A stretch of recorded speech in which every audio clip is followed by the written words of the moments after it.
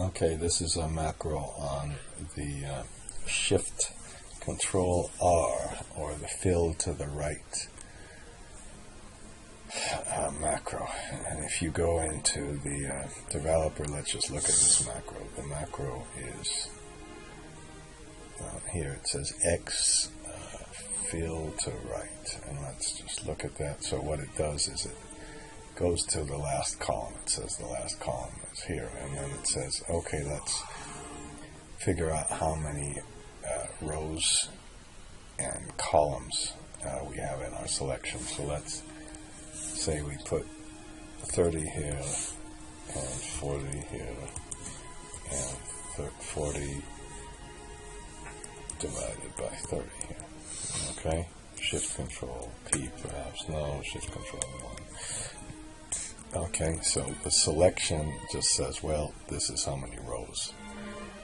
I don't know why. I don't know if I ever even used the columns. We'll see.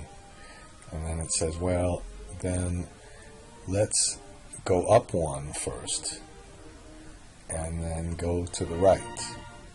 Okay, now, and then we'll find the last column when we go to the right, and we'll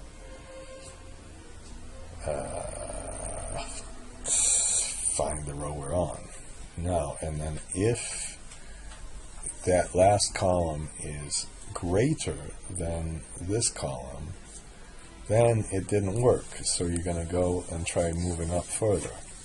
Otherwise, let's just do the copy process. Now, the first thing I should tell you is the way this idea came up with is I noticed a lot of very fancy Excel people, when they want to copy something like this, what they do is they press Shift, Control up, Control right arrow, and then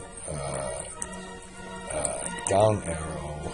No, I'm sorry, Control C, and then Control right, Control C, Control up arrow, Control right arrow, go down here, Shift Control left arrow, Control R. What a pain that people can do that so quickly, I've noticed. Now I'm undoing it. So that's where the idea came from. Now, if we just shade this and press Shift Control R, it just all works. If you just want only the fill to the right function, you can just open it here. I think that's just fine. I don't know why I just closed that, but that's what we did. And God, why did I say that?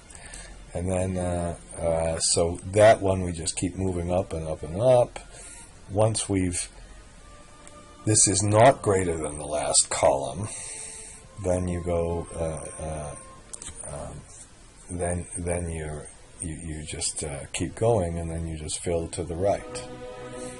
Okay, and but you select the cells from this row, the original row and original column, to the last column that was defined by this process somewhere here, this end column up here.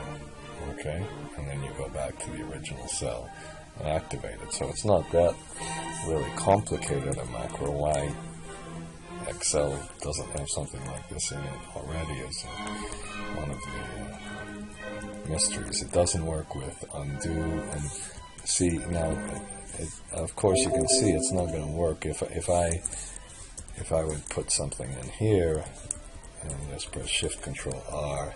It wouldn't know what to do. It just stops. Okay.